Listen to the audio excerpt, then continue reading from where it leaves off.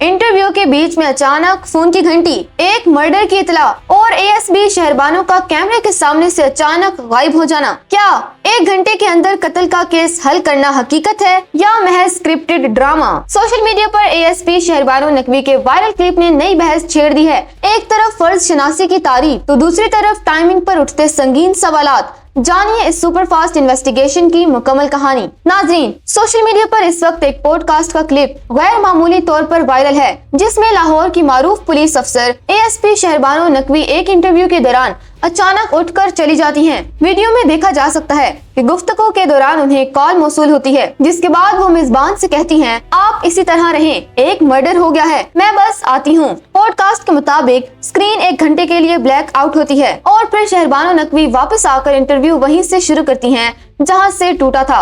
वापसी पर उन्होंने इस कत्ल की सनसनीखेज तफसीलात भी बताई। इनके मुताबिक डिफेंस के इलाके में लेन देन के तनाजे पर एक दोस्त ने दूसरे दोस्त को कत्ल करके इसके घर वालों को यरगमाल बना लिया था। पुलिस ने फौरी कार्रवाई करते हुए मुलजिम को गिरफ्तार कर लिया। जैसे ही ये क्लिप वायरल हुआ, सारिफीन ने इसकी गिरफ्तार पर सवालात उठाना शुरू कर दिए।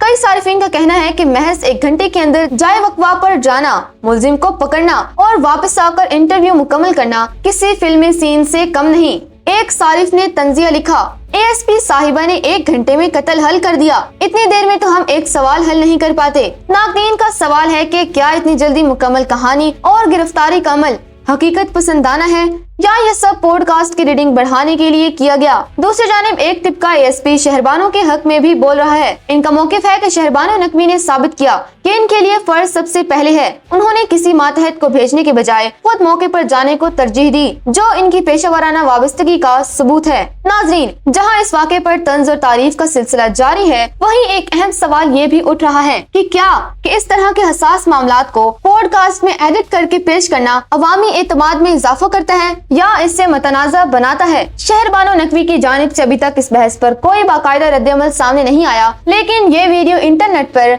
बहस का मरकज बनी हुई है।